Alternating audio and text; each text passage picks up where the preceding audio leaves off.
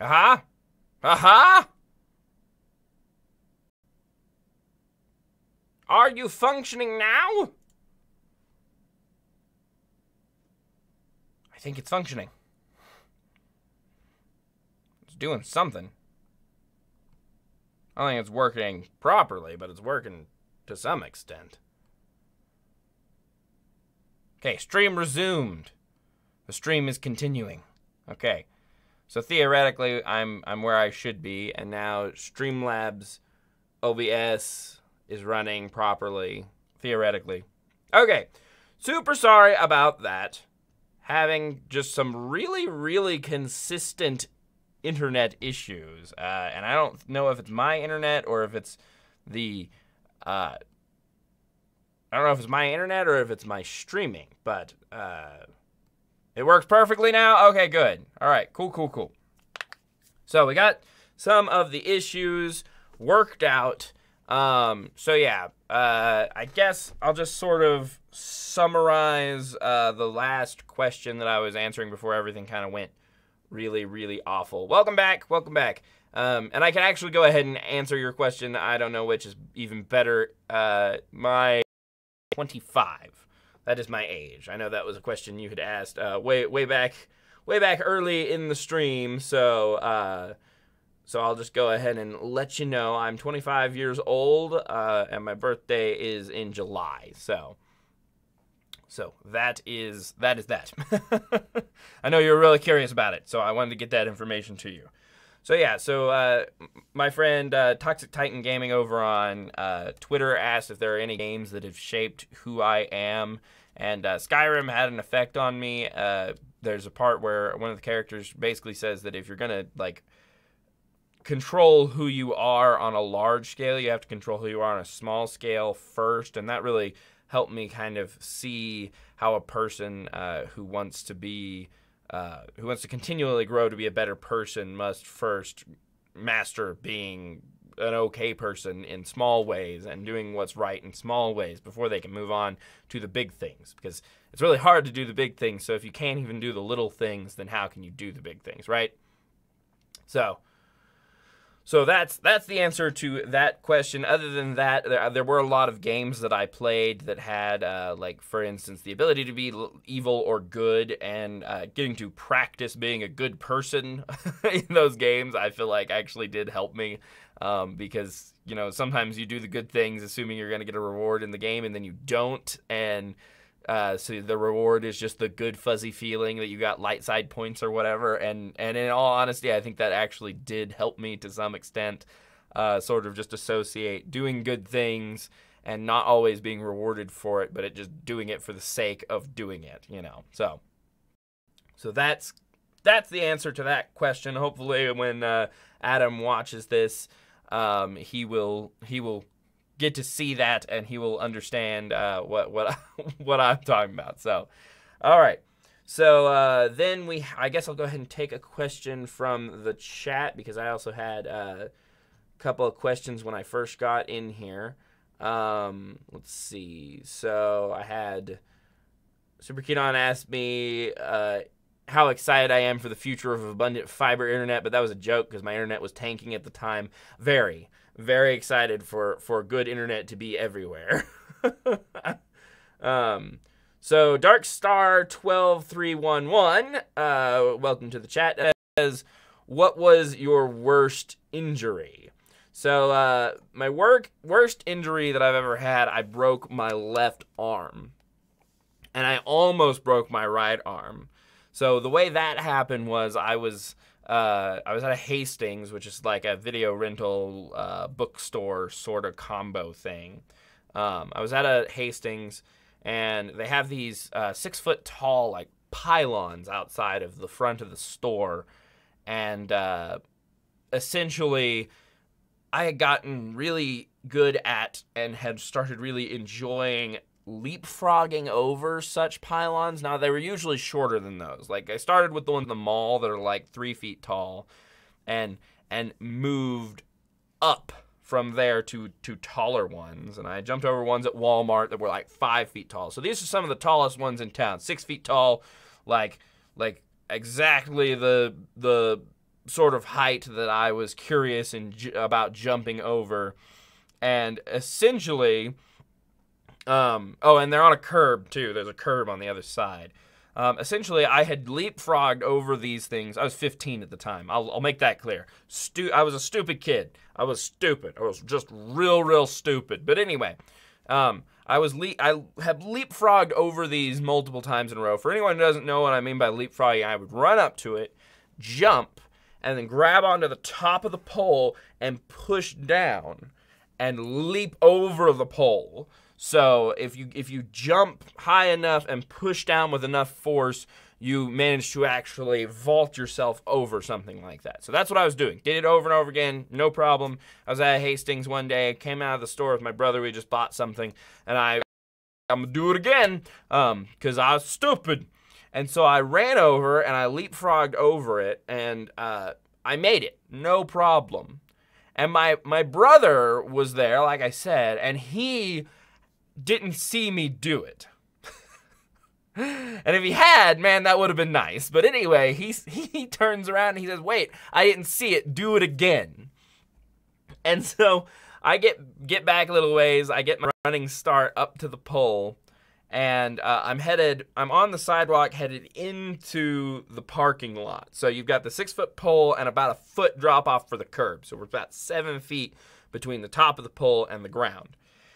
And so I sprint up, and I jump, and I grab onto the top of the pole, and I push it down. You know, I leapfrog the way I'm supposed to do. And as I get the pole down to about my waist area, I suddenly realize I'm not going to make it. I'm not going to clear the pole. And if I'm not careful at this moment, I'm going to hurt myself severely in the crotch region, essentially. And I really didn't want to do that. I would like to have kids at some point in my life.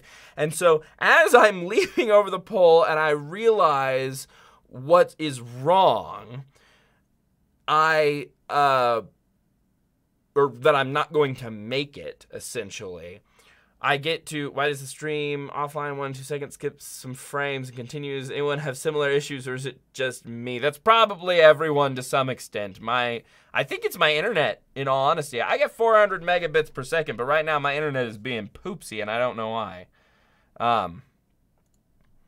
Maybe that will help some. So, like I said, I get to the top of the pole. I try to stop because I realize what's going to happen, but I had so much momentum from running up to the pole and jumping that even though I get to the top of the pole and stop, there's too much momentum from the top half of my body. And so I pivot like this. I just do this action over the top of the pole, and I fall straight down the other side. Like I said, I've got a lot of momentum. Is this being recorded locally so you can post a clean version of this later? That would be a smart idea. That would have been a smart idea. I could do that. I could probably do that. I could do that. That's probably a good idea. Yeah, there we go. It's recording now. I mean, I could always just do it as a video later on, and it wouldn't be live, which is unfortunate. But if it's not being very good live for you guys, then don't have to worry about it. But yeah, I'll record from this point on so we have some of it, and maybe I'll re-record some of the stories that have not been quite as that have been messed up by the internet. So I pivoted over the top of the pole. And I had all that momentum from running and jumping, and then fell the 7 feet down. And I stuck out my arms in front of myself to catch myself, which they say is a terrible idea, but all I wanted to do was not break my face on the concrete. And so when I caught myself on the palms of my hands, I jammed both wrists, I jammed my right elbow, and I broke my left elbow. And so I got up, and my brother was like, yeah. And he's like, well, good, because that was hilarious. And then he laughed at me for a minute. And then we got into the car, and then I kind of just drained of all the color and, like, kind of went into shock just a little bit. Like, I got nauseous. And so he rushed me over to an urgent care, and they pulled me out, and they took some x-rays and found out that it was broken, and luckily my other arm wasn't broken. I wasn't even sure that my other arm wasn't broken at the time. They were really surprised that my wrists weren't broken, and actually that's how that all played out. And so then I had to go see another doctor a little later on, and he said that I couldn't wear a cast because it was my elbow, and he didn't want me to stop moving my elbow because then I would lose motion in my elbow. So he told me he didn't let me cast it, and he told me to keep it moving. So I just had to keep my elbow moving, and yeah, it was really painful for 6 weeks or so, trying not to use my left arm very much, but to still have it be broken, but not having anything really protecting it, So yeah, essentially that is the worst injury I have ever had. Darkstar says my worst injury was I dislocated my kneecap last year. That's rough. Yeah, like dislocation is rough because you can get it fixed pretty easily, but it's very painful. And even though it's more or less, I know it still hurts for a while afterwards, but obviously it heals quickly. Broken bones, you're lucky it wasn't an actual broken kneecap or something. That would have been a major problem. When I broke my clavicle, mine didn't believe that I was really hurt at first. Oh, that's really unfortunate. Your doctor? Oh no, your brothers didn't believe that you broke your clavicle. That is the worst. Okay, so I'm gonna see if I missed any more questions here in the chat. Also, it looks like Potato Z donated something, so thank you for the donation, Potato Z. I didn't actually get to see. Oh yeah, Potato Z donated $1. Where are my BioShock streams, NATO boy? I missed them. We will have to get back into some BioShock. That is actually a really great question and a great idea. If people are wanting more BioShock, I will play more BioShock. Of course, with my internet's going to be this wonky, then that's not necessarily a great option for us right now. But anyway, so let's see. Then we had somebody asked how old I was, and I said 25. Let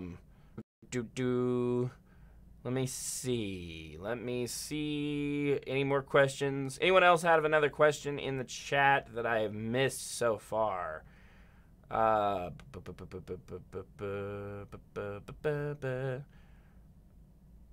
Let's see. Okay, I know I got a new question just now from Sage420. It says, what are your top 3 games? So that's a really difficult question because I'm bad at picking favorites. But if I had to pick a favorite game of all games, I would have to say it would be Earthbound. Earthbound is also known as the Mother 2 in Japan. Is just a fantastic Japanese RPG. Just really, really well done. Just love it to death. One of the first games that I ever beat on my own. And I've beaten it 2 or 3 times since then. And that's a situation. I just never really beaten that many games before. So the fact that I beat it is a big deal. And just throwing out other games that I'm thinking about at the moment that I love, it'd be kind of difficult to make sure that they were really top 3, but they're at least in the top 10. So I can say with a lot of certainty that I would also have to put Persona 5 and The Legend of Zelda Breath of the Wild in the top 3 as well. At least right now. If because I'm being asked right on the spot and I don't really have time to think about it, I think those are the games that I would have to place right up there at the top, which would be Earthbound, Persona 5, and Legend of Zelda Breath of the Wild. Runner-ups would be things like Knights of the Old Republic 1 and 2, Majora's Mask for the Nintendo 64, StarCraft 1 or StarCraft 2 probably would be up in there. And maybe BioShock 1, probably the more profound effects on me, and was one of the more it was one of the scarier, edgier games that I played when I was younger, and really definitely set me on a path where I was prepared to play spooky games, which really affected my life in a lot of ways. So I know you only asked for the top 3, but I gave you the top 8, and the order is in no particular.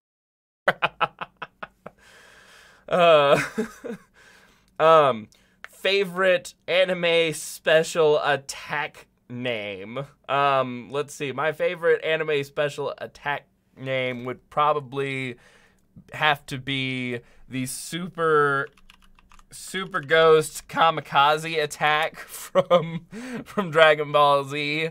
That one's ridiculous. And then obviously things like the Gum Gum cannon, I think, is that what it is called? Is that what he calls it? Yeah, Luffy's attack in One Piece, which I've only seen like the first 100 episodes of One Piece, which sounds like a lot, but it's not even like a tenth of the show. The Gum Gum Cannon, boom! It's just a fantastic name. Okay, and then we have Dark Star's friend, aka that's you changed your name. You changed your name. Let's see. Yeah, we have. Do you have any brothers or sisters, or are you lonely? I am the youngest of 5 children, which, from where I come from, is a pretty big family. I definitely know bigger families who had like tons of kids, but by and large, most of my friends had at most 2 siblings, and I have 4 siblings. I'm the youngest.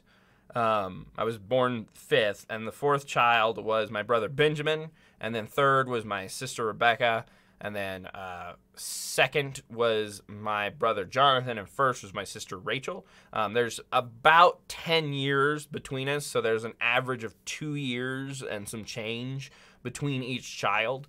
And so my oldest sister is about 10 and a half years older than me. So she's right around, I think she just turned 36. I think that sounds right. I think my sister just turned 36. So, oh, hey, Seth. How's it going? That's my nephew, Seth Roberts, right there. Yep. Yeah, the 2nd child in the family, Jonathan. That's my brother. Can you play Hello Neighbor? Oh, Seth asked me if I can play Hello Neighbor. I probably could play some Hello Neighbor at some point. I haven't ever played it before, but it seems kind of neat. Seems like something that would be interesting to play. So yeah, there's enough room between me and my older siblings that, like, this is my nephew Seth, and he's, I want to say 12 now. I don't think, you're not 13 yet, are you, Seth? It's not that I'm that unsure, it's that I don't want to believe that you could be 13. It makes me feel old. So yeah, then let's see, what other questions do we have? Who plays a lot of games? Do I play a lot of games? I do play a lot of games. I do. Darkstar says on my top 3 games are BioShock games, Retro 2033, and Redux, and Star Wars Battlefront 2 from 2015. Yeah, Battlefront 2 from 2005 is a great game. Stream offline so the truth can always be redacted. Wait, what offlined? What did you guys miss? 13 now, Seth? I thought you might be. I was just hoping that it wasn't true because you're too old now. You're a teenager. It's not. Okay, so I'm assuming that we missed some questions because of the internet being wonky. I'm not sure. But anyway, I'll keep moving on, and if you guys have a question that you missed part of the answer to, you can just let me know. So, also got 5 siblings, about a 19-year spread between the oldest to the youngest. Yeah, there is a pretty wide spread between you all, because I know that Tad is a lot younger than all of your other siblings for the most part. Yeah. Okay. So, I've still got a few more questions over on my Twitter, so I'll go ahead and answer those as well. Dropping out for split seconds about every 5 to 10 seconds. I know, I think it's my internet. I don't know what else it could be, because I'm normally able to stream games while running the camera, with no problem, like zero problems. But Streamlabs updated this morning, and now everything's awful. So it's either Streamlabs or my internet's just weird today. By the time my youngest sibling was born, my oldest was married, right? Okay, so my next question on Twitter was from Skippy Picks.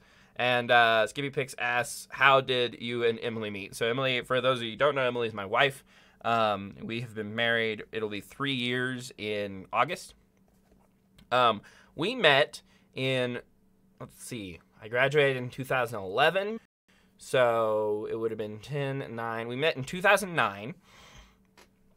And we were part of the same graduating class. But we were both homeschooled. So when we got... So essentially, when you're homeschooled, obviously you don't have a traditional graduation necessarily. A lot of kids who are homeschooled just get a diploma, sort of, certificate of graduation of some sort made up and just call it good. And depending on what state you're in, your graduation is recognized in different ways. In Oklahoma, if you're homeschooled and you tell the government that you're homeschooled and that you completed all of your stuff, then they pretty much just give you the diploma. They pretty much just say, yeah, you graduated. So essentially, if you are homeschooled, you can. There's groups a lot of times in different cities that will allow you to kind of get together with other people who are homeschooled, and you get to interact with them. And that allows you to have things like PE that you wouldn't be able to do otherwise, or chess club, or things like that, sports, things like that. It also gives you a group of people that you can graduate with. It's not going to be as big as a graduating class in a public school, but at least you can graduate with a group instead of just being home alone on your graduation night.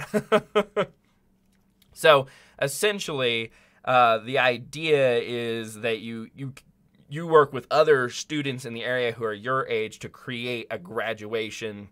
You rent out a church, and you rent caps and gowns, and you put together a band or something to play some music, and you pick what song you want to leave from and stuff like that. You got a diploma? Yeah, so we also hired the art teacher to make diplomas for us. I don't know how actually official they are, or if they're just a piece of paper that says I graduated. I'm pretty sure they count as real diplomas, so I don't know what she had to go through to be certified to say that people graduated from high school. I'm not sure, but yeah, so she was able to make those diplomas for us. But anyway, since I was part of this homeschool class, in my sophomore year, that's when you start getting involved with the students you're going to graduate with, so that you can essentially know them well enough and have everything figured out by the time you graduate. So in the end of my sophomore year, I went to a party with all the other sophomores, with the graduating seniors, and with the juniors. So my brother was a junior, I was a sophomore, and we didn't know any of we knew a couple of the graduating seniors, but none of them were my family or anything. So we went to this party, and I met, actually I have to rewind just a little bit. Whenever we were setting up for something called the Senior Honor Banquet, which is where the younger students put together a nice dinner party and for the seniors who are graduating, and the seniors get up and give speeches and talk about, their aspirations for life and stuff, and they hire a keynote speaker to come in and talk and stuff. It's a very posh sort of thing. Everyone's wearing suits and nice dresses, and there's servers and everything. It's a kind of weird thing, actually, now that I really think about it.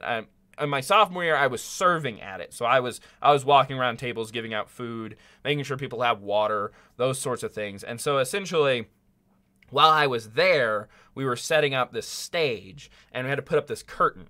And they asked me if I knew how to put up the curtain, and I did not. And they said, well, go talk to Hannah. She's over this way somewhere. If you talk to her, then she can help you put it up. She knows how to do it. So I went and I tracked down Hannah. And Hannah and I put up this curtain. And I remember thinking she was really sweet, very, very lovely young lady. But she was a graduating senior, I believe. Or maybe, no, she was a junior, I think. She was a junior, so she was a little older than me. Whenever you're in high school, being a little older than you just kind of essentially means that there's no way that's ever going to work out for you. So in my brain, I was like, she's really pretty and really sweet. I wonder if she has a younger sister. Because that's just what you think in those situations. So lo and behold, a few days later, whenever we have this party at a park, homeschoolers. Okay, are we back now? I think we're back now. I think we've returned.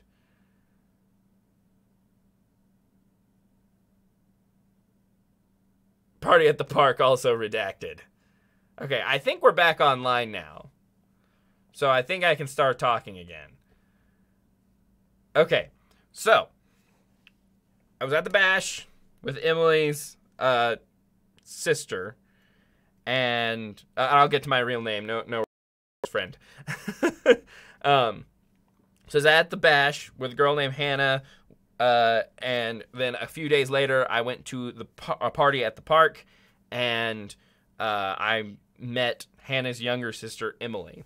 And I remember at the time thinking that she was super great, and I would love to date her, but that she was probably too good for me because I had incredibly low self-esteem. Yes, Potato Z, I did. I actually did thank you for it a little while ago. I don't know if you, I guess you didn't hear when I thanked you for it. I did see you had a $1 donation. You said, "Where are my BioShock streams, NATO boy? I miss them." And I agree that I should try to get some of those BioShock streams going again. So we are online. Okay.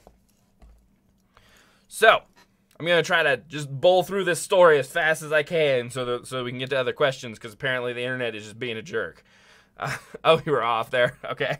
So yeah, I do really appreciate the dollar donation, and we will get back into BioShock streaming. So, Darkstar, I will talk about my real name in just a minute. Hello, Jelly Duck. Nice to see you as well. But I want to finish this story.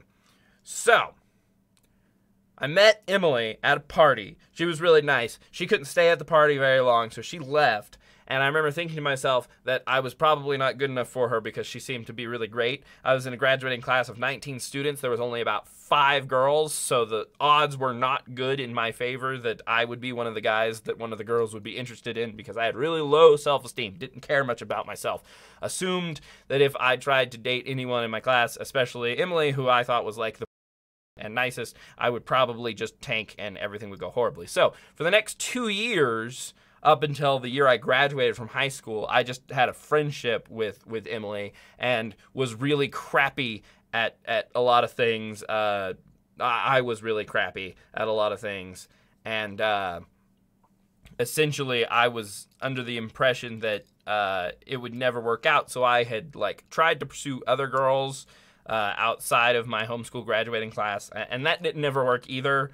And yeah, I was just really unsuccessful with the ladies, never actually dated anyone in high school. So then I graduated from high school, and I kind of got a better head on my shoulders as far as figuring out my own worth and stuff. And I decided that if I was going to try to date someone, it would be Emily, because she was the best girl in the whole world. And so I just sort of started pursuing her. I texted her and was her friend and stuff, and eventually let her know that I was interested in her, and then we started dating, and then we dated for about 8 years, and then, no, we didn't date for 8 years. Let's see, we dated from 2012 to 2016, so we dated for 4 years. We knew each other for 8 years, that's what it was.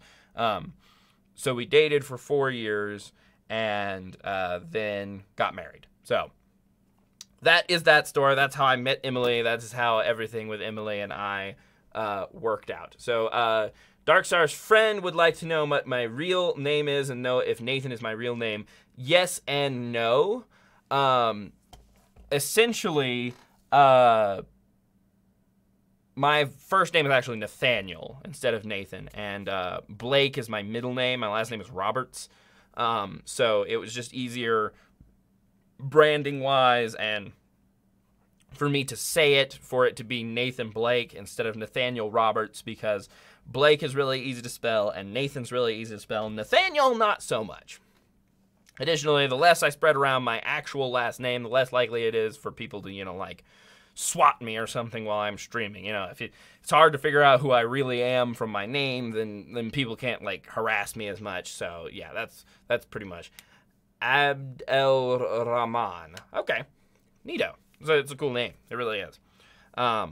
So yeah, that is my real name. Jelly Doug asked, "What's the most expensive thing you've ever broken?" Well, I did talk about breaking my arm earlier, so if we're counting that, that probably was it, because breaking bones is expensive. His actual name is Nathy Cakes. Ah, Sage 420, you are a long time fan. I can see if you've been here long enough to hear the name Nathy Cakes. Either that or you've gone back into the backlogs and watched a lot of stuff. So said it wrong like everyone. Yeah, I'm sorry. I'm sorry. So let's see. Most expensive thing I ever broke. I'm trying to think, other than my arm, what it could be. I'm not the most clumsy person in the world, so I'm pretty good at not breaking things, and my parents were really, really, like, pretty strict and didn't let me break things growing up. So that would really be pretty hard to say for sure. Probably, I have a motorcycle that has kind of just fallen apart, so I didn't really, like, break it necessarily, but it kind of just disintegrated, and since we put $2,000 to $6,000 into it, you know, buying it and fixing it up, and now it's just completely non-functional. That would probably be one of the more expensive things that I've had that, by my own fault, is not functioning anymore. So if we're going by that metric, that's probably it. Other than that, I've dropped $200 or $300 pieces of equipment before and broken them for sure. So it's hard to say for sure what the most expensive thing I've ever broken is, but there's been some incidents for sure. So I know I've got a couple more questions on my Twitter, so I'll go ahead and pull them up. So from my friend No Pants Wonder Day on Twitter. People have weird names on Twitter. Twitter is a weird place. We have actually a handful of questions, so I'll just kind of fly through them really quick. Although Seth Roberts says, what game did you play as a kid? Let's see. If you're asking like what my favorite game is, that would be Earthbound. Or if you're just like saying like what's the earliest game I can remember playing, it's probably, there was a game on the computer that we had called Castle of the Winds, and it was like a little RPG thing. It was a roguelike RPG, and you moved your little character around and fought bad guys just by touching them with your character. So, Darkstar, anything I go, if I have time, I'll slip back on the stream. All right, well, thanks for stopping in. I appreciate you being here. So that's one of the oldest games I can remember playing, other than probably like Ski Freak, which was a game where you just like skied down a mountain. And when you got to the inn, you were a Twitter No Pants Wonder Day asks, if you could have any superpower, what would it be and why? So I would say that if I could have any superpower, it would be the ability to absorb light and then manipulate it as well. So basically, yeah, Ski Free. That's what it was called. I call it Ski Freak, I think. But yeah, Ski Free. But essentially, the ability to absorb and manipulate light and use it for my own power. So why is my connection cut off? Is it not on anymore? Is it broken? Am I not here anymore? What happened? I'm confused. I should still be live. Let me see. I'll pull it up on my... Oh, no, we're good. Okay, we're good. All right. I'll have this pulled up over here, too. That way I can... Okay, so we're okay now. It's good here. Okay, awesome. All right. So, if you had the ability to absorb and manipulate light and had the ability to use its power for yourself. First of all, light is a nearly limitless source of energy, so you would be able to pull it into yourself, and you would no longer require food or water, because your body would have all the energy all the energy in the world, right? You would never need to get new energy from food or water because your body has all that energy it needs. I know that there's some other things about water. Obviously, water filters bad things out of your body and stuff like that. But we're running with comic book logic, obviously. So then we get to you've got all that, and then like assuming you can absorb it in and you can use its power for your own, that gives you a lot of like strength and stuff that you can use as per usual comic book logic. Just having that in you makes you stronger because reasons. You'll be able to shoot lasers. Who doesn't want to be able to shoot lasers? Like, obviously, that's really, really cool. If you could work at it long enough, I'm sure you would figure out how to make hard light constructs. So eventually you'd be able to create objects and things out of light, like holograms or, like shields made of light and things like that. Maybe even swords and things like that made of light. And then, like, you would also be able to bend light around you if you could manipulate light, meaning you could be invisible. And if you had that ability, that would be super, super cool. And then theoretically, because, again, comic book logic, if you became powerful enough with it, perhaps you would be able to move at the speed of light or turn yourself into light, which you would also be able to move at the speed of light then, but you would also be able to, like, at that point, be able to travel through, like, tiny holes and stuff because you're light and you can fit. Or travel through power lines and things like that. Like, there's some cool ways that using light and having the ability to manipulate light would be really, really neat. So I would totally be down for that. Seth asks, if you had a superhero name, what would it be? Solar Flare. That's the superhero name that goes with that set of superpowers. Solar Flare. I think that would be a fun name. It would be spelled the word solar, S-O-L-A-R, and then flare, but flare would be F-L-A-I-R, which is a spelling that actually means like flourish or aptitude for. It doesn't actually mean like a flare, like a light. It's flare as in like, if you like look up the definition of that version of flare, it's like to be good at something. Let's see, the first definition is a special or instinctive aptitude or ability for doing something well. So that would be really, really fun because I think that's a fun way of spelling it because it's slightly different than one might expect it to be spelled, but it still fits the idea because your solar flare, you have a flare for the solar abilities. So, the H in my name is heavy. Oh, okay, I see. So that was the issue. I see. Okay, what would your regular person alter ego disguise? Well, that's the thing, too. If you can bend light, light is just our perception of, what we see is just our perception of the light that's coming into our eyes. Light hits something, it bounces off, comes back, feeds information to our brain, right? That's why you can't see in a dark room. There's no light bouncing off of things to feed information to your brain. So your alter ego can look like whatever you want it to by the light that you're projecting. You probably have to practice a lot to figure out how to project different appearances into people's brains based on the light that they see, but it would be effectively, you could project illusions as well. So your alter ego can look however you want at any given day. Let's see, Glenn, I'd just take the power to know how to solve any problem I encountered.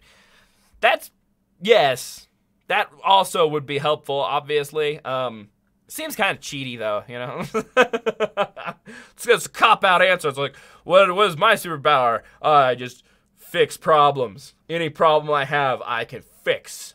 So who would Solar Flare's arch nemesis be? Welcome to the stream, Tori Brown. Solar Flare's arch nemesis is known as the Shade. And here's the really, really interesting part. So when I was a kid, I came up with this idea of the solar flare and the shade. And the shade is because the greater the light, the harsher the shadow it casts. The idea is that the shade would grow stronger and do more things the more powerful solar flare became. So it was this duality situation where he had to constantly be keeping in check his own abilities, Solar Flare would, so that the Shade would never grow too powerful. So that's, a good superhero needs to have a good weakness. So the weakness being that he just has a nemesis who is his dark reflection. And no matter how powerful he becomes, he can never defeat the Shade because the Shade will grow in power to match him.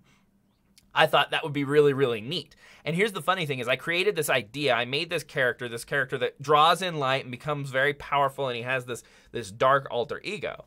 And then a few years later, the New Avengers started. The comic book line for the New Avengers started, and this character showed up, and his name was the Sentry. And he is super powerful. He draws in light, and he doesn't use light the same way that the Solar Flare would have used light, because it just makes him strong. It makes him like Superman as opposed to invisibility and things like that. But essentially it made him Superman. Welcome to the stream, Monkey Ninja Games. Essentially it made him like Superman. And so he was able to, fly and, rip things in half and stuff. And the idea was he was given a super soldier serum that, can you say French 20 times fast? French.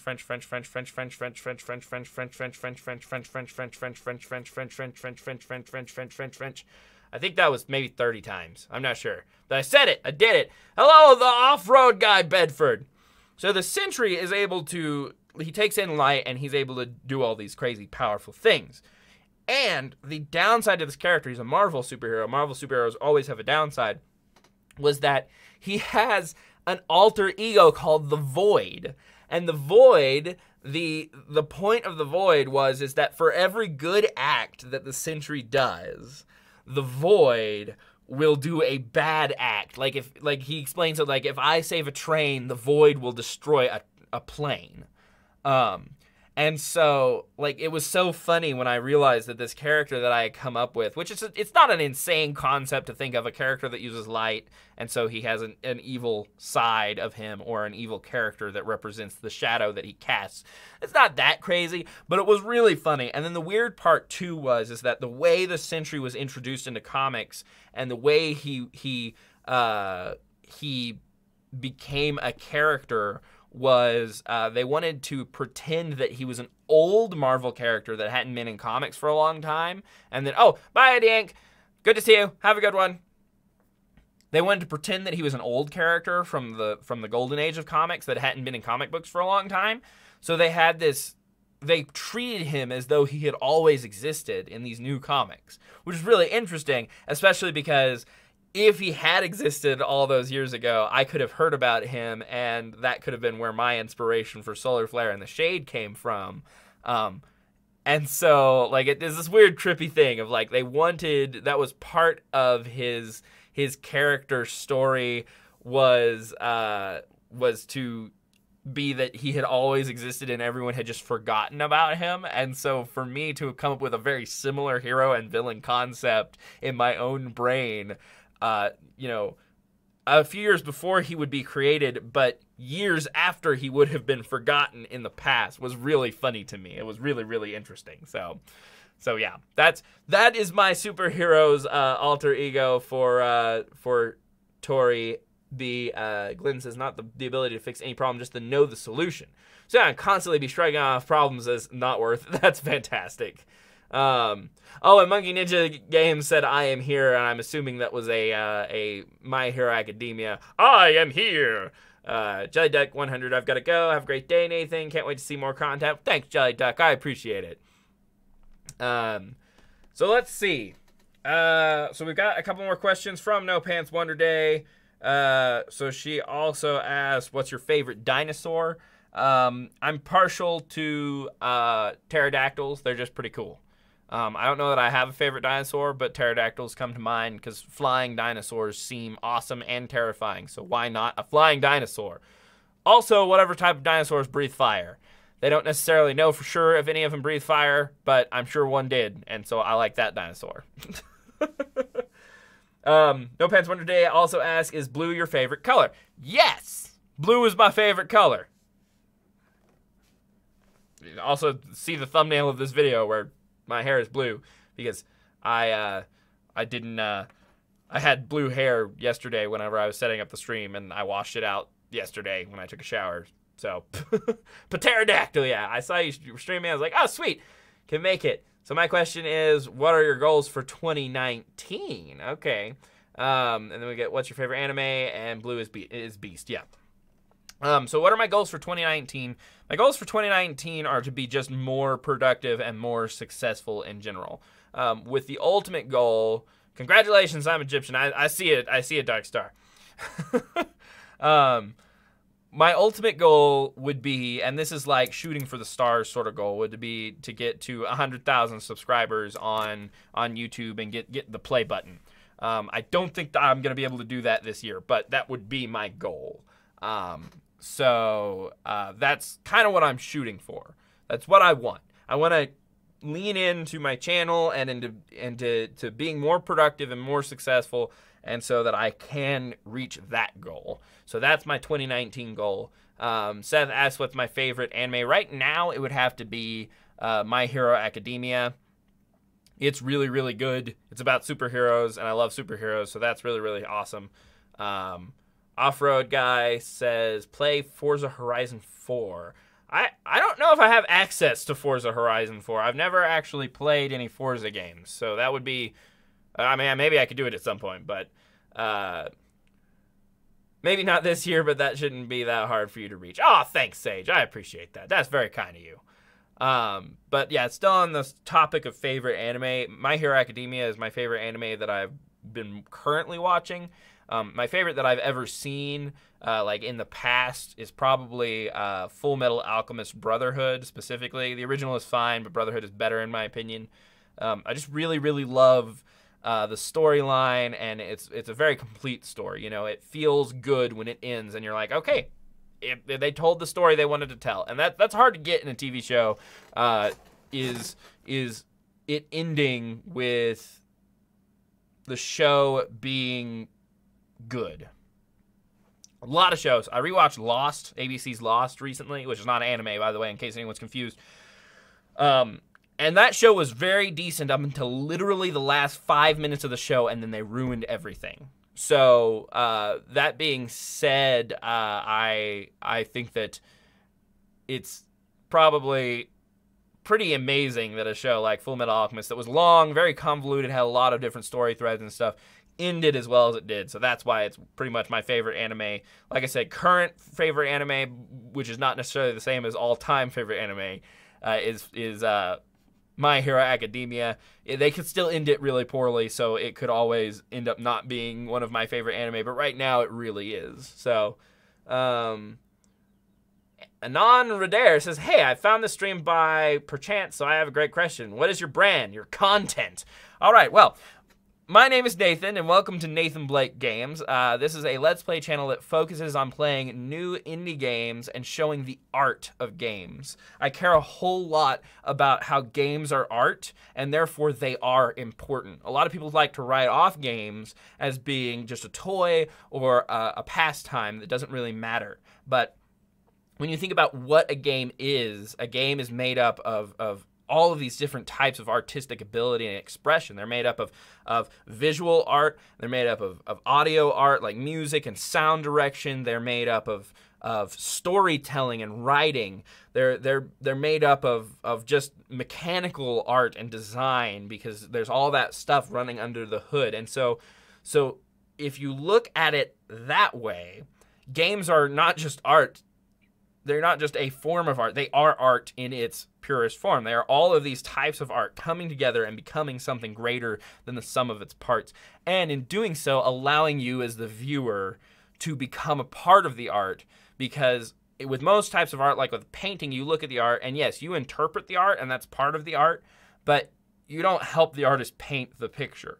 But with games, you're there in the artwork, and you actually interact with it. And the way that you interact with it changes what it means to you and to other people. So you see all the time games becoming something more than what they originally were intended to be, based on what the people use it for. Like you know, a good example, and this one's really easy, is obviously Minecraft is designed for artistic expression within the game space, but they used it to do so many things. People started using it to make machinima, which were like movies in the game. Like, people did that with Halo.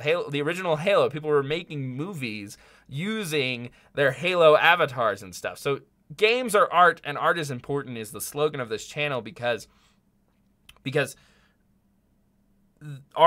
games are, in my opinion, one of the truest expressions of art. It's an art that is this culmination of all arts combining and allowing the user to also be a part of the expression of the art and to affect what the art is at the end of the day. So that's kind of my brand. My content is playing indie games and looking for the art in them.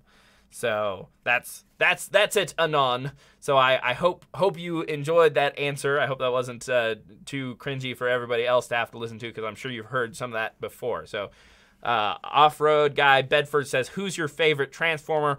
I've always really loved Bumblebee. And that I loved him way before the movies. Don't you worry. I loved him back whenever he was a Volkswagen Bug like he was supposed to be. And then in Transformers Beast Wars, like the cartoon, I can't remember all the characters. But I know there was a character in that one that I loved. And so I'm going to have to look to see which one he was, because it's really difficult for me to remember his name off the top of my head. I haven't seen him in a long time. But Rat Trap. I loved Rat Trap. He was like it was like if you mixed a panther and a rat together, and he had sticky minds, and you stick them on things and they explode. And it was really cool. I loved him. So that's my favorite Transformer. Egyptian went to the same Egyptian parliament, offices behind embassy, embracing how many E's? Too many E's. Too many E's, Darkstar. I should do Kingdom Hearts. I really do love Kingdom Hearts. Maybe I will do some on my channel at some point. Rat Trap was a jerk. It's been way too long. Like, I was way younger than you whenever I saw Transformers Beast Wars, for sure. I was probably 6.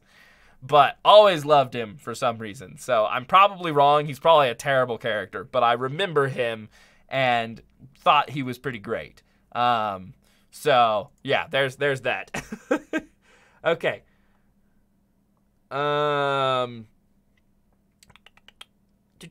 You can tell the author of FMA had a complete arc in mind instead of the usual keep it going for as long as I feel like method other mangaka employ. Yeah, definitely. What's your favorite football team? I am not a big enough sports fan to necessarily have a favorite football team. I do enjoy watching like OU football, since I'm from Oklahoma, with my friends, because my friends sometimes watch that. I will watch OSU football with my family, because my wife's family are big OSU fans. So I like the social aspect of watching football with people. So the teams matter less to me, but just because of Oklahoma pride or whatever, OU and OSU, I do like both of them. So what's your favorite breath of air? This one. That was good. Thank you. I appreciate that. That allowed me to kind of catch my breath. And not here on my proper account. Realize was on my alt account late. The content sounds good, man. I'm an indie developer who actually preaches similar stuff in how I approach my games. Awesome. I am glad to hear it, Jaden Anderson /Anon. That's very, very kind of me. Glad you like the sound of it. A lot of my games you'll see me play through, and I'll just play through it and have fun like any other Let's Player. But at the end is when I really talk about what made it art and what they did well and things like that. I need to get better at talking about it more, because it is obviously, like I said, kind of the point of the channel, but sometimes I just get lost in having fun with games and I forget to talk about it as much. So actually there are 0 E's in this. Oh, in the word this. Okay, I see. I gotcha.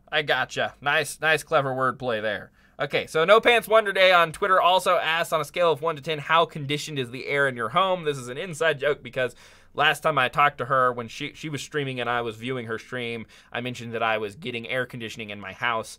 And my air is so conditioned in my house now, and it's wonderful. I live in New Mexico now. And in New Mexico, very dry and warm air, obviously. And we didn't have central heating and air. We had a swamp cooler and just a fireplace sort of thing in the middle of the house. So house got very cold on the edges in the winter and very hot on the edges in the summer. So now we have actual central heating and air, and it's so wonderful. I love it. And the unit is right next to my office, which means as long as I can block out the sound from the unit, which I can, I get the best air in the house, which is wonderful. So that is that. Let's see. Jaden Anderson, do you tackle any RenP games? I feel it is the most underappreciated part of the indie community. I do. I have tackled a couple of RenP games. They're hard to track down. The good ones is, I think, one of the reasons why they're underappreciated. Because whenever you get for those of you who don't know, RenP is a visual novel creation tool. So you can make games that are text-based and have characters and text on the screen and choices and things like that.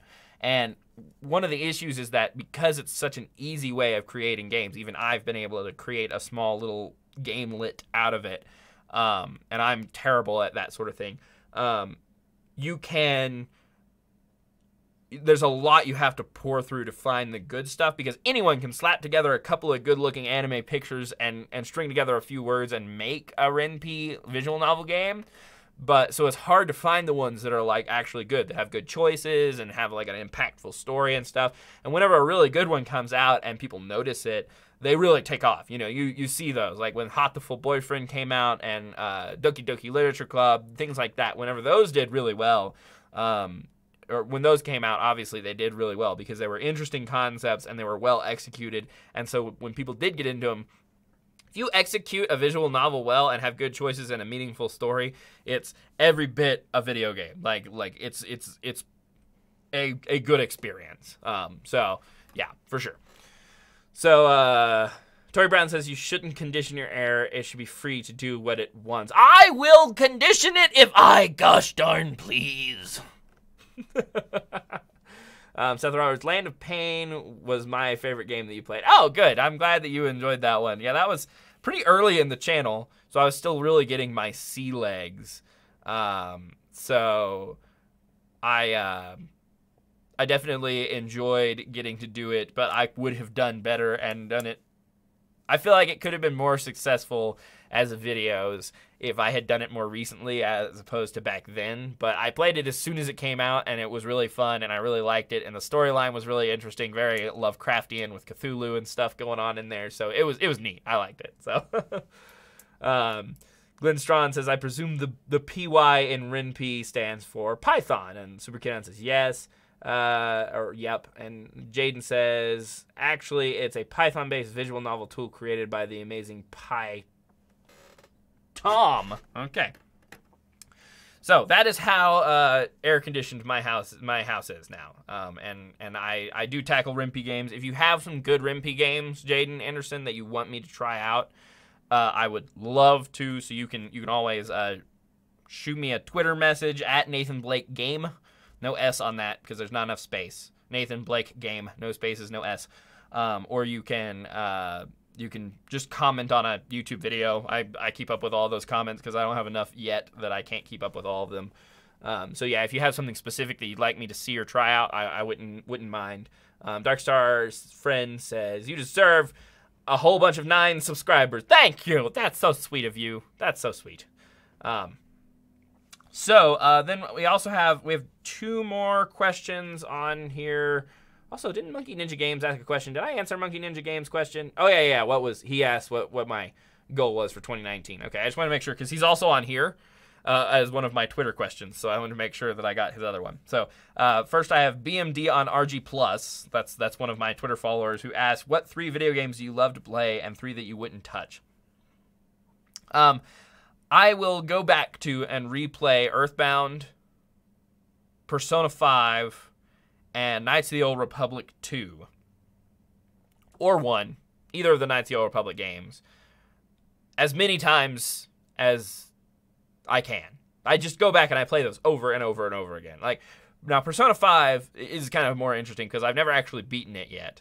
But it's a testament to how good of a game it is that it's like a 60-hour-long game, and it's a JRPG, which I normally don't like very much. And I've gone back and gone back to play it over and over and over again, and continued the same file.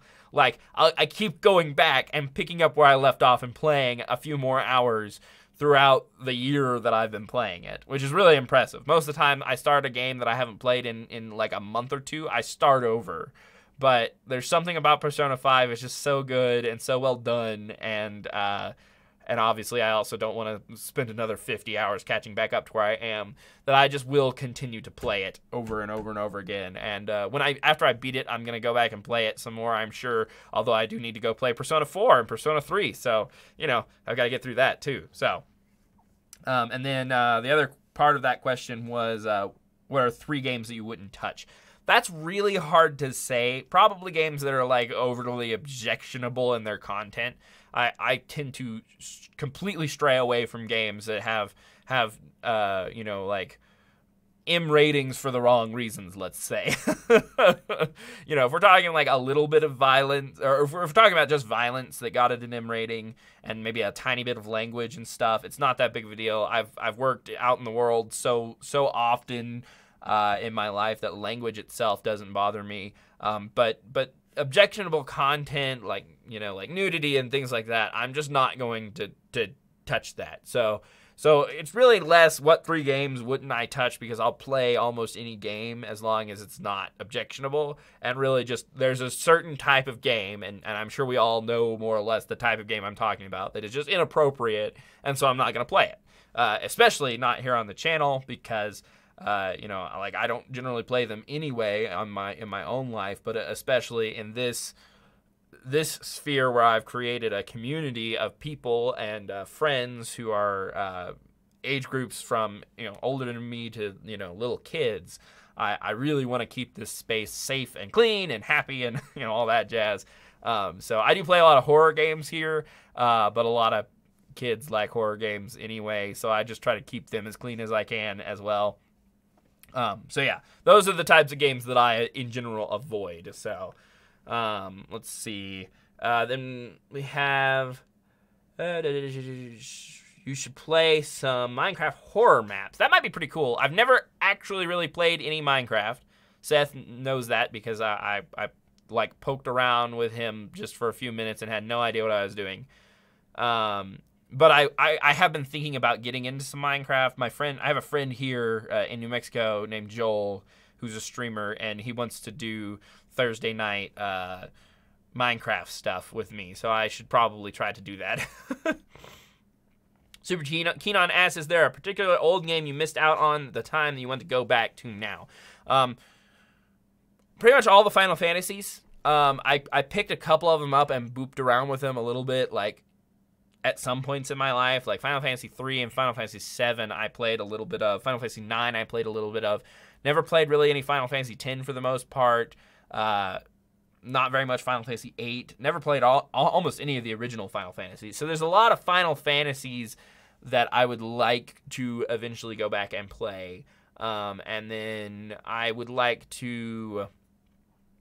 Let's see. What are some other ones? There's always more games that I want to go back and play. I'm so behind, but yeah, I think the Final Fantasy games are probably the biggest one that I just continually think I need to go do that. Oh, BioShock Infinite. I beat BioShock 1 and BioShock 2, and they were some of my favorite games that I've ever played. And then BioShock Infinite came out, and I started playing it, and I got away from it, and then I decided I should beat 1 and 2 again before I played it, and then I didn't beat 1 and 2 again, and so then I didn't play it, so then I started playing BioShock Infinite again, and then I didn't beat it, and so then I started playing again, and I decided I should beat the first one, the second one again, before I should go back and play the third one. Sorry. Anyway, I will get to it. I will play BioShock Infinite at some point. I still haven't spoiled the ending for myself. It's been almost like 10 years, and I still haven't heard how it ends, and I'm so excited that I haven't ruined it. Okay. So, going back up, let's see. Seth Roberts asks, if you had, I think that's $1 million, what would you buy? Or it might be $10 million. There's a lot of zeros. Let's see. We got 1, 2, 3, so that's 1,000. 1, 2, 3, so that would be 100,000. So $1 million. So if I had $1 million, what would I buy? I'd buy a house, first of all, not a mansion, just a good house. A house that I could live in. I'd buy another car and then give my crappier car, to someone who needs it. So that way I'd have 2 good cars, and somebody who needs a car would have an okay car, like a family member or something. Like, I could probably give my car to my parents because they only have 1 good car and my old truck, which is just falling apart. So they could replace my truck with my car. That would be good for them. So then I'd still have, like, probably a really good chunk of money left. And I'm not even talking about getting, like, a sports car or anything. I just want a decent car. Like, Emily and I want to have kids at some point, so probably something that could carry kids around pretty easy, like a minivan or something. So after I've got a house and a car, I would say probably I would still have, $700,000 left easily. So then when you got $700,000 kicking around, I'd probably build in the basement of my house like a really good like storm shelter, sort of like fallout shelter thing. Not because I really think the world's ever going to end in that necessary fashion, but I think it's just cool. I think it's really neat to have that sort of thing down there. And then I'd pour a lot of money into my setup here. I'd get a better camera. I'd get state-of-the-art computer. And recording apparatuses, because I run this channel on a pretty decent budget. Like, I budget pretty well. So everything I have here is not the best that it could possibly be. It's good for the amount of money I paid for it, but it's not stupendous. And so I would get, like real studio lighting and a really good camera that filmed better than this one does, even though this one's perfectly fine. I'm not ragging on this camera. I love this camera. All those things. I just really elevate everything here on my channel. So I'd probably spend, several $1,000s on that. So then I'd still have roughly close to $700,000 left after that. So then probably I would create like an actual, like, I don't know if it'd just be a building in my backyard or if I go buy something, but try to have like a studio of some sort where I actually go to do my job and stuff. That would be really cool. So that's more or less how I'd spend $1 million. So Jaden Anderson says, I've been dying to play Persona. Stuck on the Xbox, though. Yeah, that's really rough. Xbox is a sad place to be stuck if you're a RPG fan, except for the gyms like Tales of Vesperia. Let's see. Jaden says, won't be seeing any brand new Dead or Alive Extreme 3 Scarlet gameplay here then. Probably not, yeah. Tales has been on my list for so many years. Okay, Seth. They're completely different than regular Minecraft. The horror stuff, yeah, I know it's very, very different experience. I think they're even like crafted to have like a horror storyline essentially. So yeah, Tori Brown, if you had to pick a favorite Dave Microwaves games, what would it be? It would probably be Strange Terror from Beyond the Stars or Strange Terror from the Deep, and part of that is because I'm really narcissistic. And I voice acted in both of those games, and it just really makes me happy that I'm a part of those games, and that whenever I experience those games, that I get to know that I was there in the creation and part of it. The same goes for Dracula's Castle, although it's not finished yet. So again, hard to say if it's my favorite when I haven't gotten to play the game in its entirety, but that has me in it as a character as well. So any of those, because I'm just a huge egotistical jerk, I love. It is fantastic. So let's see. Okay, let's see. People talking to each other. Gotta do my homework, but I'll stay. Okay. The GBA remake of Final Fantasy 1 is pretty good. Simple JRPG and good starting point. 6 is just plain great. 5 is awesome if you like character customization. Camera is already amazing, man. Well, thank you. I appreciate that. Yeah, this is a good camera. The reason I would want to replace this camera is not because this is a bad camera, but because I could have a better camera. Essentially, I love this camera. This is the Lumix G7 Panasonic. It films in 4K. This is actually probably closer to 1080 at 60 frames per second, so it's got a real smooth, buttery look to it. I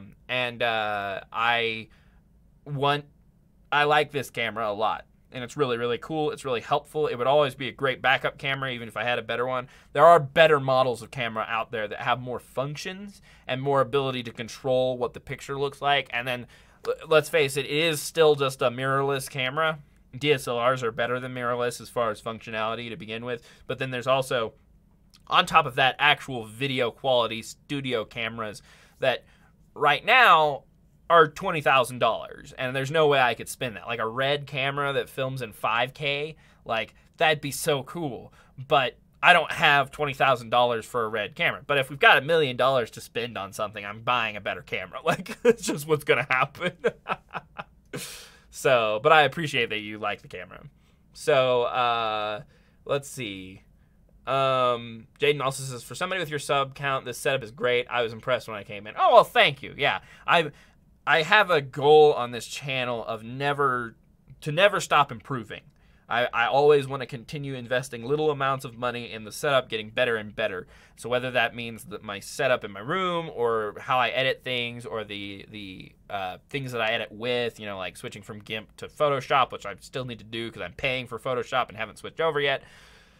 Whatever it is, I want to constantly be raising the bar and doing better than I was doing before. So, let's see. Darkstar's friend says, wait, a robber has come. Seriously, man, I see him in the kitchen. Oh, no. Now he's upstairs. That's really unfortunate. I hope everything's okay. Seth Roberts, you also voice acted in Dracula's Castle. Yes, I did. So basically I played, Dave Microwaves made Dracula's Castle, like a demo of it, like the alpha version, and I played it, and I really had a lot of fun with it, and then Dave saw me playing it, and he enjoyed the character that I was playing as, because I kind of made up this character named Van Nathan, who's like a riff on Van Helsing, and I used a ridiculous voice, and I had a hat and a cape and all this stuff, and so Dave enjoyed Van Nathan so much that he actually had me voice act a little bit, although the voice acting in that is not like regular spoken voice acting, it's just my voice making sounds like rah, rah, rah, rah, rah, rah, rah, rah. But he made a character of Van Nathan and put him in the game and had my voice be the noises that he makes. It was really fun. It was really great. So that was really awesome. Tori Brown, lies and slander, not egotistical. Okay, thank you. Yeah, Darkstar, yeah, call 911. That's a good idea. Hopefully you're okay. Jaden Anderson, always improving is good. Thank you. I try. Seth Roberts, join your Let's Play video game you talk the perfect about. I haven't quite been able to decipher what you're saying, Seth. You may have to rephrase the statement, because I don't quite understand it. But I finally caught up on chat after trying to catch up. Keep us abreast of if the police show up. Darkstar's friend. So then I do have one last question on my Twitter from Monkey Ninja Games. He says, who do you look up to? Who inspires you to keep going? So that's I started doing this when a friend got me into watching Let's Plays and stuff. And I saw, you hear the sirens? That's good. You don't talk too much during your games. Oh, okay. You're saying I talk the exact right amount during my games. That's what your gameplay. That's what you're saying. Okay, good. I'm glad.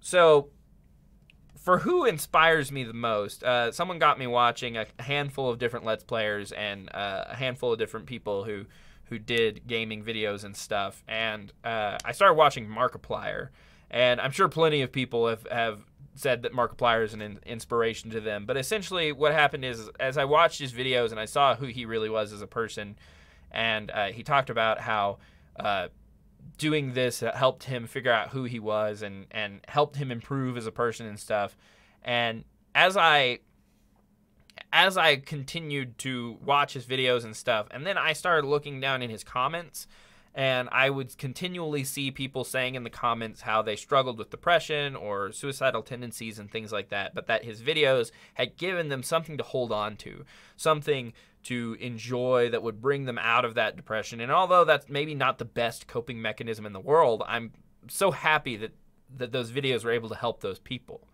And so it really inspired me to use my talents in a similar way. Try to use my talents to reach people with messages of love and hope and messages that people don't always get.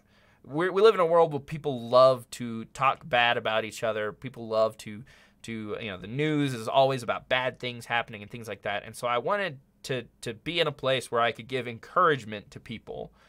And Markiplier definitely inspired me to do that, because that's what he in general tries to do. And so other than that, I think I don't know if there's a single person who's inspired me, but all of my family and my friends have always encouraged me.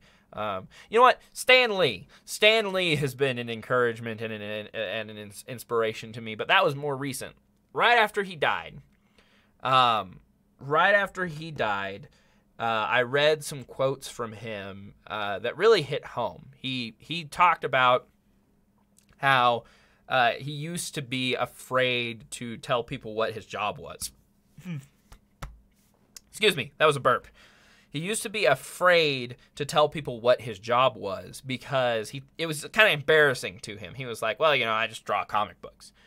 But what he realized, he said, and this is a quote from him essentially, is that he may not be a doctor or a lawyer or one of those things. He may not be providing one of these essential services that makes lots of money and is like almost essential to life.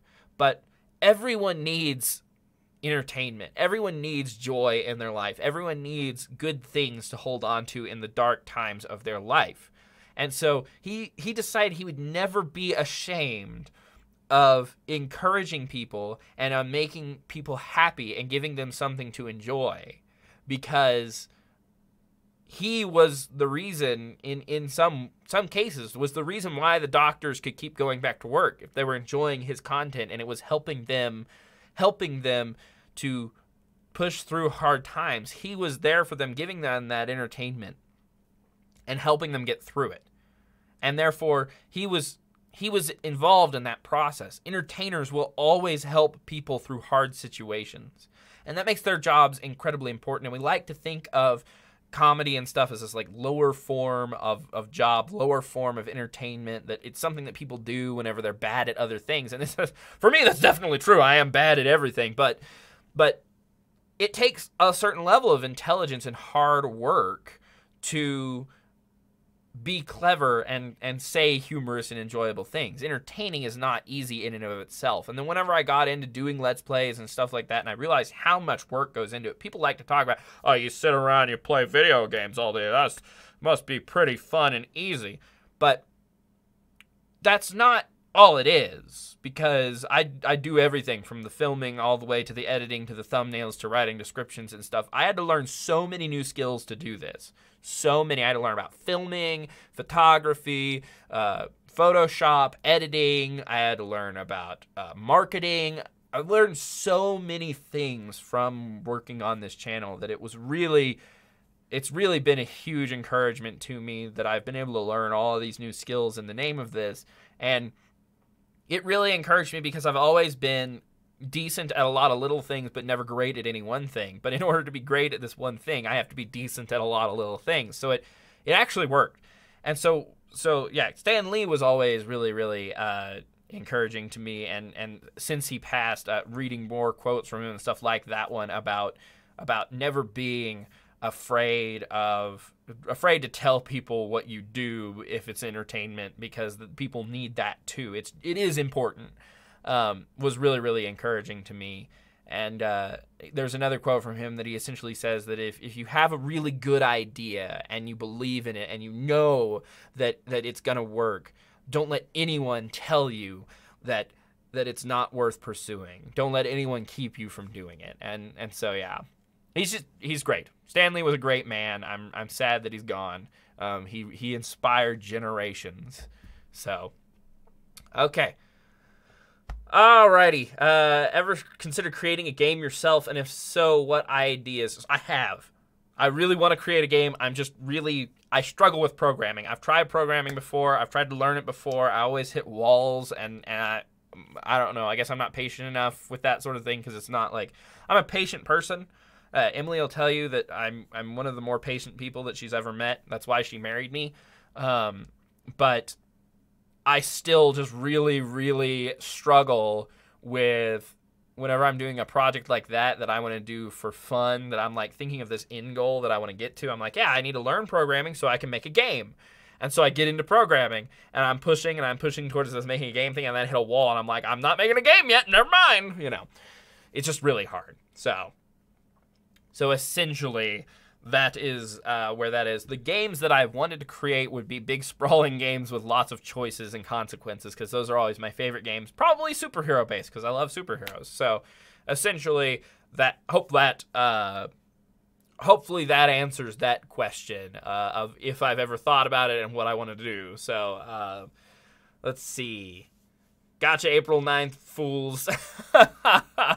Well, I'm glad that you're safe, Darkstar's friend, a.k.a. Abdullah Haman. I'm glad that you're okay. I'm glad it was a joke. But Seth Robert says, "God, I do schoolwork." Okay, well, good to see you, Seth. I'm glad you got to hang out here with us for a little while. It was good to talk to you. Hope you're doing okay. Jane Anderson, Stan Lee, the original YouTuber mentality. He really was, yeah. Just this idea of, and it's funny because every new medium, every new way of connecting with people and entertaining people will be frowned upon. They'll always say that's not a real job. That's not something that anyone really cares about. But it is. So, why can't I say your name right? Because I haven't ever heard it before. If someone doesn't say a name to you, there's no way you can say it right unless they have a name that is completely average in your native tongue. So if someone came to me and their name was John, I could probably read it and say John properly, but there's always that possibility that their name is weird and the H means so they could still be John. So I'll never be able to say your name right until you say it out loud to me. I'm sorry about that. That's just how life is. So let's see. Super keen on truly a proto-geek personality. Nathan, I can help you with that, my ninja. With the game creating stuff, that would be fun. We should do something. Super keen on that was touching. I'm glad. I'm glad that it touched you. Tori Brown, speaking of Emily, a question of curiosity, how long have y'all been married? We got married on August 6th of 2016. So it'll be 3 years this August 6th. It's been a really, really great 2.5 years. She couldn't be a better wife. We couldn't be a better fit together. I'm just so incredibly blessed. It's just clear that we just fit together. It just worked really, really well. And I'm a big proponent of taking it slow when dating and getting engaged and things like that, because I knew who Emily was before I proposed and before we got married. We've been together now for 6.5 years in a dating or married sort of way. And so, after 2 or 3 years of dating, I already knew who she was. I knew how she reacted in stressful situations and things like that. We already knew how to work through issues. So by the time we got married, we already understood how to fix problems. We understood how to work through problems, and we understood who we were. Nothing came as a real surprise after we got married, because it's like, well, I've known you for 6 years and we've dated for 4. So clearly I know who you are to some extent. Nothing you say or do is really going to come out of left field and confuse me that much. So yeah, we've been married for 2.5 years, and it's been really wonderful. And yeah, she's really supportive and really helpful, and I try to be supportive and helpful to her as well. And she works really hard. So,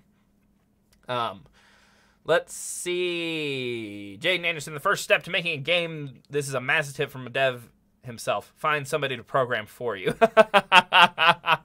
Yeah, don't worry about actually learning to program. Just make a game. Yeah, I'd be fine with that. Let's see. If there's a voice chat, I would say my name. Don't you see when you said the date of the marriage, you revealed a private secret? I mean, it's fine. I want everyone to know that was the day that we got married. That's what anniversaries are for. That is when Emily walks in and says in a Russian accent, "Nathan, I am Russian."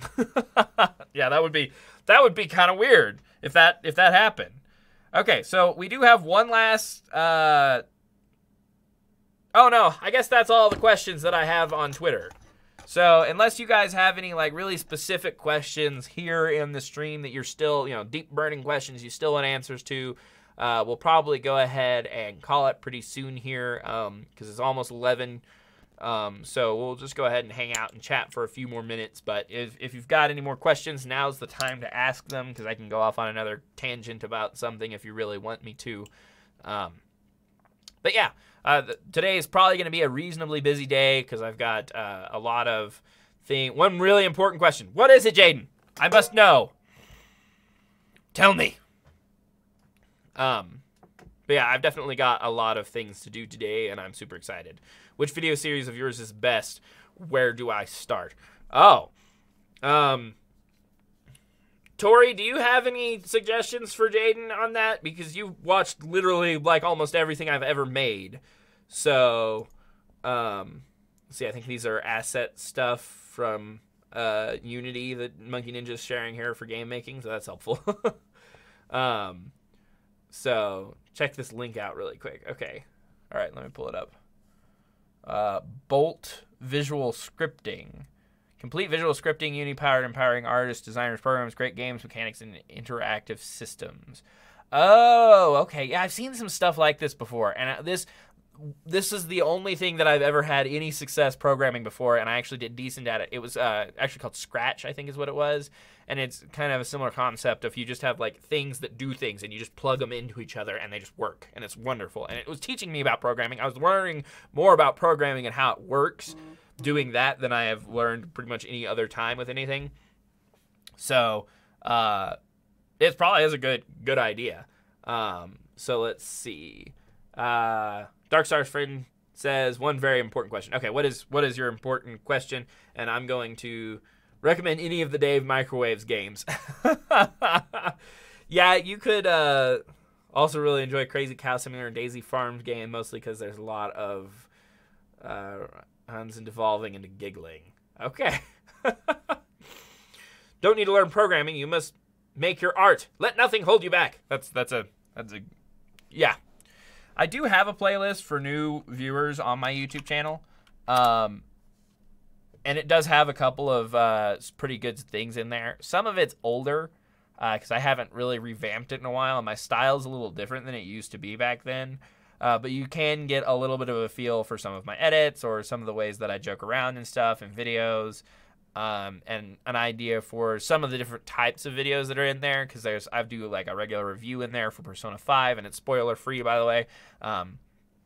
There's some videos that are just some clever edits that I enjoyed that I thought I did pretty decently in editing. There's a collab with Monkey Ninja down there. There's some highlights from a game of Overwatch I played, some highlights from a game of Fallout New Vegas I played. Me answering questions for 500 subs apparently is for new viewers. I don't know.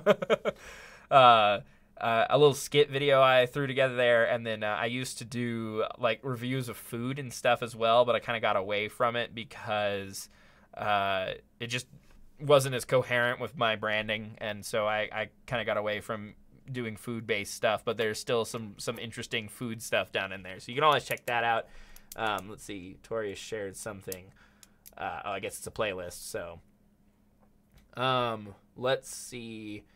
And that one does have Crazy Cow Simulator in it. As far as like series that you could just start in and watch, I don't do as many series in general, but I do have let's see. What is a good series? Weird. I feel like there should be more series in here. I guess I just don't do very many series. But yeah, I do the Dave Microwave games, so that's a series of sorts. I did Moonlighter for a little while. I did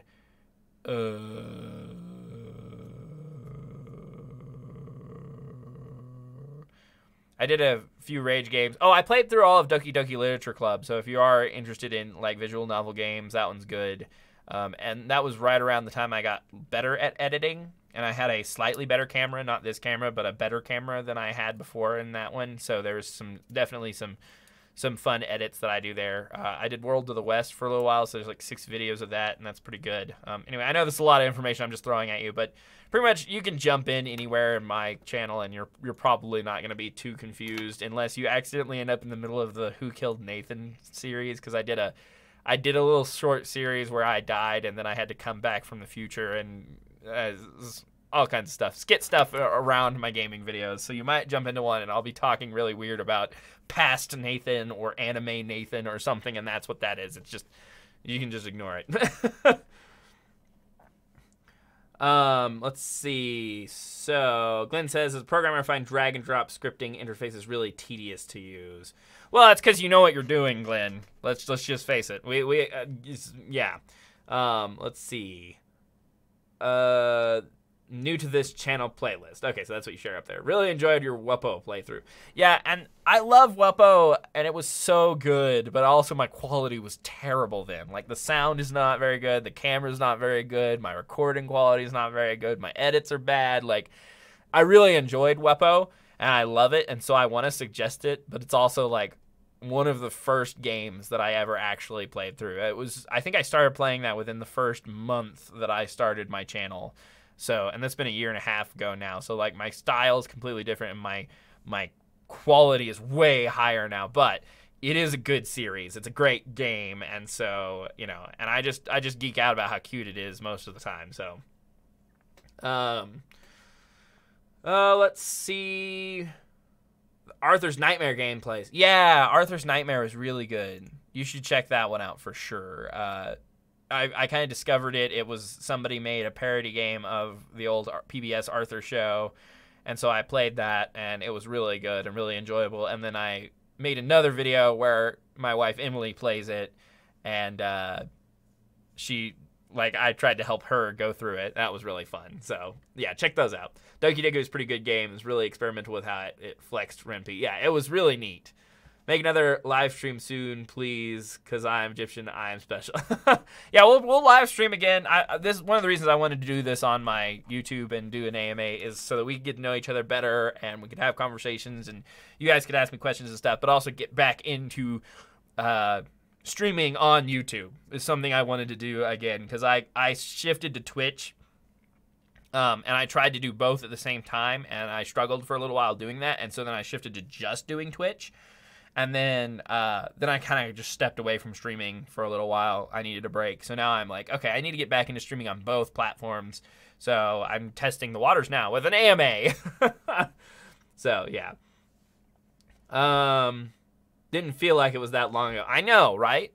A year and a half ago, I played Wuppo. And if you look at those videos, the quality is baloney. Like, it is the worst. I can't believe how bad some of the quality is. Go up and see my question, please. Can you at least try to say my name 5 times? And I'm not going to try to say your name again because you're just going to be sad that I can't say it right and it's never going to work. I'm sorry. We're just going to stop that right there because I'm going to mess it up. You're going to be sad and there's nothing I can do about it. So I'll just avoid that. But I'm from the US. I am from the North American continent in the United States of America. So, yeah, that's where I am. Won't be sad. It's okay. All right. So, let me try. I'll try to say it again. It's Abdelrahman.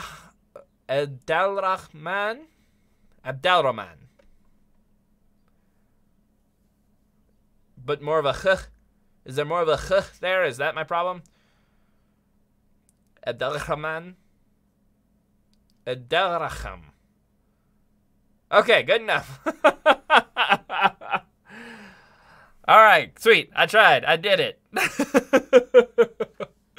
Yeah, names are like my name. Like Nathan is easy enough to say, but Nathaniel, which is my full first name, most people from other countries and stuff struggle with that one. Now, if you are from somewhere like Egypt, Middle East, or something like that, you probably get it okay because I think it's a Greek pronunciation of a Hebrew name.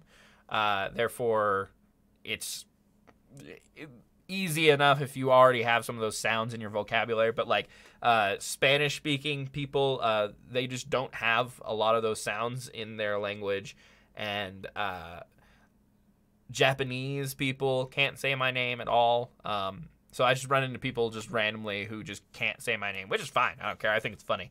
But yeah, people weirdly struggle with Ian, and that's not many letters at all. Yeah, people struggle with my name often since Jaden is more common. Oh, like whenever they actually go to spell it. Yeah. Yeah. And I'm talking like spelling, obviously, because I even like, I'll go ahead and type in the chat how you spell my version of Nathaniel, because I have Nathanael because it's the original biblical spelling. And so that's like obviously a different spelling than you usually see in out in the wild. And so people just can't spell my name, period. My family has trouble spelling my name half the time, like grandparents and stuff. Nah. But speaking my name, when a lot of languages don't have the sound, and apparently, and so people who don't have that sound in their language, it comes out Nathaniel, even if I say it to them. I'll say my name's Nathaniel, and then they call me Nathaniel, and that's just because that's how their language, their accent works, because they don't have it there. They pronounce it, Jaden they always forget about the little O in it. Yeah. By pen name often anyway. Yeah. Which is what Nathan Blake is, like, even though technically Blake is my middle name and Nathan is just shortening of my first name. It is my stage name for all intents and purposes. Heck, many native English speakers can't wrap their head around the GH in my name being silent, even though that's completely phonetic. Yeah. Strong. Yeah, I'm assuming it's Glenn Strawn, right? Like, that's what I read whenever I read your last name, Glenn, is Glenn Strawn. But I could see people going, Glenn Stragne? Stragne? My grandma always spelt my name wrong. I've seen every combination of vowels possible at the end of my name. Yeah, I get that. Yeah. Correct! So it is Strawn. Awesome. Yeah, that's what I thought it was. So go up and see my words. Okay. I'm your biggest fan because I am Egyptian. Ah, well, I appreciate that. That's very kind of you. I'm glad to hear that you enjoy my content. And it's cool that someone from Egypt is interested in my content. That's super cool. Also, I just saw that one of my videos has jumped up to almost 300 views on my channel in the last day, so that's kind of neat. Just looked down and saw that, so I'm not tooting my own horn. I'm just being like, oh, okay, wow, okay, surprising. James K. James, my middle name. An old short story I wrote. Somebody who went by J. Kafka and merged them together. Yeah. Many people see it and say Shragun. That's the best. Mr. Strawgun. I have a good friend. Actually, he's super keen on, and I have a mutual friend. His name is Trevor, and his last name is Doherty, but it has like a GH in it and an OU and like an ERT. Like it's not spelled the way Doherty should be spelled. I'm pretty sure it's like something like I think he spells it that way. Duggarty, essentially, is what it comes out as. But it's supposed to be Doherty is the way you're supposed to say it, and it's hilarious. Let's see. Now with this straw gun, I shall destroy my enemies. Like a straw man argument, only a gun. Weird thing is nobody has trouble with the name Vaughn. Yeah. Like, yeah, and that's kind of, I saw your name, and I was like, yeah, Strawn, like Vaughn, but with a st instead of a v. Don't comment, I like Egyptians, then I will do nothing forever, especially in Fortnite. I like Egyptians. Egyptians are cool. I like Egyptians. I probably misspelled Egyptian, though. It's not a word I have to spell very often. I like Egyptian. Hey, Cry! How's it going? My day's going good. How's your day going? And Barricane TV, welcome to the stream. We are pretty much finishing up now. If any of you who have just shown up have a question, I can go ahead and answer it for you. But we've run out of our previously asked questions that we already had from Twitter, and everyone's asked lots of good questions. They've been really, really good. Haven't been to your stream since last summer. What's 9 plus 10? 19. There you go. That was a freebie. If you have another question, you can ask it now. Do I have a Discord server? I do not. I should have one of those. Everyone has one of those nowadays. I don't get it. Like I think it's cool that we can all communicate with each other so easily through Discord and stuff. But like, I have so many Discords on my Discord now that I can't even talk to anybody because there's too many people talking to each other on Discord. Like, I have like 12 to 20 servers that I'm a part of. And so they're all just constantly have new messages. So I've just given up. I just don't use Discord. Let's see. Yeah, Barricane TV says, I haven't been to your stream since last summer. Yeah, it's really cool to have you back here. I do remember you being in and out of some of my streams last year. I can't remember if they were the BioShock streams or if they were Subnautica streams, actually.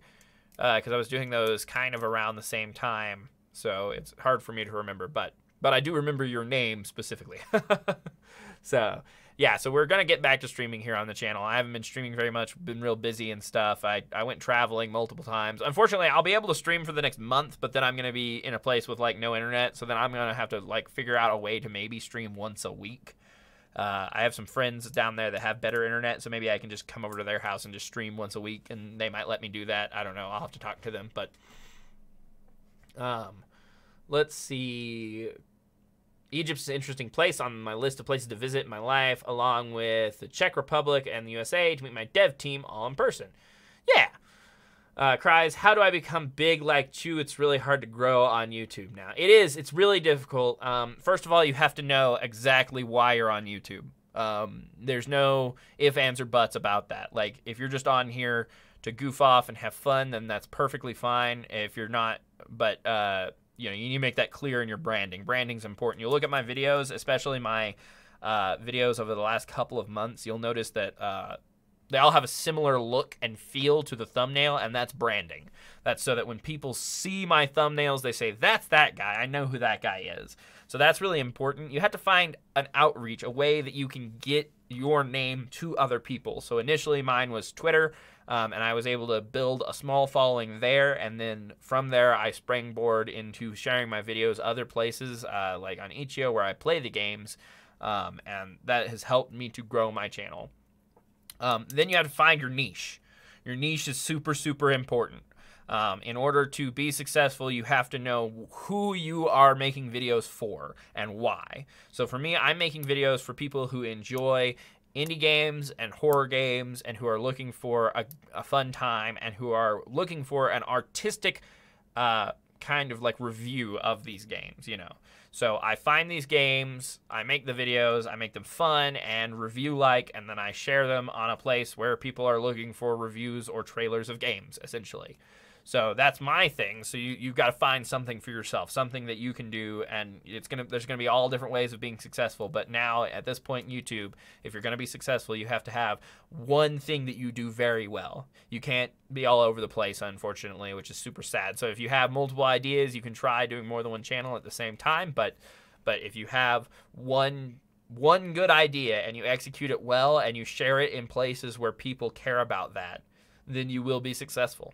That's just all there is to it, because people are looking for good content. There's just a sea of bad content they have to get through to get to the good stuff. So you need to go to them, first of all, by finding the place where they're already at and sharing your videos there. And you need to do things that make your videos better than the other ones. I also think I saw a question earlier and I forgot to answer it now that I'm thinking about that. I think Super Keenon asked what my next upgrade for my channel was going to be, like what I was going to be upgrading next. I'm building a green screen wall, so I'm going to be able to do like actual videos with like a full green screen before long. So that's the upgrade that's coming now. It's kind of like in a standstill right now. It's in limbo because I need some more supplies, but I'm trying not to spend very much money right now. So yeah, that's what that is. So let's see. Oh, my Forest streams. That's right. I forgot I streamed the Forest. That's right. Barricade says I've only been to your Forest streams. I completely forgot that I ever streamed the Forest. That was fun. The Forest was good. I wish there was more of the Forest. Have stacks and stacks of Discord servers, but there's really only 1 or 2 I keep up with regularly. Yeah. Jade says, every 6 months on Discord, I go through and leave every single server. If the community contacts me asking me why I left, I join back. Flawless system. That's great. Let's see. Cries. Thanks for the advice, fam. Of course. Darkstar's friend says, if you don't say I will behave, I will date your sister, I think. I guess I said it because I read your comment out loud, so I said it. Jaden says, focusing on branding always works. I did some branding work on my site, and I got the peak form of compliment copycat creators using my images and research. Yeah, you're gonna run into that. Definitely. You know, I've had multiple cases of I've gotten real good at spotting a game that's gonna be successful and making a video of it before it takes off, and then getting some of that kickback. And I have noticed people who actually started following me and making videos of the things that I make videos of, and you can tell that it's in the same vein and everything. It's fine. I don't care. It's whatever. But yeah, I've definitely seen that before. Do you unlist your streams after you're done with them? No, this one will be up. But the Forest streams I did. I forgot because and I'll probably relist them, but in general, my channel's family friendly, and the Forest, I didn't realize when I first started playing the game that there are just straight up naked people in that game, because they're natives, and so I was a little nervous leaving it up on my channel, because I didn't want people to go back and find it later on and then be like, oh, Nathan's playing a game with naked people, because I know there's naked people in it. So Turk Brown says, as always, crap me up watching you play a game, then another channel play them. Yeah. And obviously sometimes it's a complete coincidence. There's no way. I've had a very good streak of playing a game and being semi-successful, and then Markiplier playing it later on. Markiplier's not following me around watching my videos. He's not one of my 2,000 subscribers, I guarantee you. If he is, please, Markiplier, shout me out on your channel, because you apparently like me. No, I'm just joking. So obviously that's just a coincidence. That's just me picking games that are going to be successful. So there has to be some of that involved. But there's been some situations where I sit down and play a game and make it, post the video, and then a day later somebody else posts it with a really similar looking thumbnail, and and it's the same person every time. So, always the possibility that they just frequented the same places as me, but yeah, I just get that feeling sometimes, so, it's hard to say. But, can you age restrict content? I think that's a thing on YouTube. Yeah, so I'll probably make them available and then age restrict them, because I hadn't thought of doing that right off, and then I'm my last stream, I thought, oh, I can leave this one open and age restrict it, and so I did that, but then I just didn't think to go back and to age restrict the other ones and post them. So they're there, they're just privated. Excuse me. Cover anime and tokusatsu content. Did a post in a 4-year-old series. I got recommended a video that had the same title, used my screenshots, and quoted my research. It was frustrating. Oh, that's the worst. Yeah. That's terrible. So sorry. There's a real bad trend of people not citing the things they use for their videos. Yeah. I mean, it's a hard thing. It can be, because you're swinging through looking for content for your channel, and you see somebody who has a good idea, and you're like, oh, I could do something like that. But yeah, find your own content in that case. There's nothing new under the sun, so you're always going to be copying somebody to some extent. But yeah, don't just go in and just screen grab their screenshots and then use them for your own stuff and your own research and stuff. I think the worst I've ever done was I review a game and then went and looked and found footage from GameSpot or something of the game and used that footage for the gameplay in my review, because I didn't have a good way of capturing the game and I was lazy, and I didn't think to credit GameSpot, but I also wasn't too worried about it. So so yeah. 9 plus 10 equals 21. Proof. 9 plus 10 equals $21. Okay. Well, okay. I guess with tax, it's pretty close, actually. It's 8 cents on the dollar, which means at $20, it should be nearly $2 of tax. So he is right. Oh my goodness! Good gravy! How could I have not seen? Okay, well, I'm going to go ahead and hop off the stream now. So if you guys have more questions, you can always follow me at Nathan Blake Game on Twitter. Oh, wait, it put an S. Never mind. Wait. At Nathan Blake Game. It's going to try to put the S again because it's trying to tag me. There we go.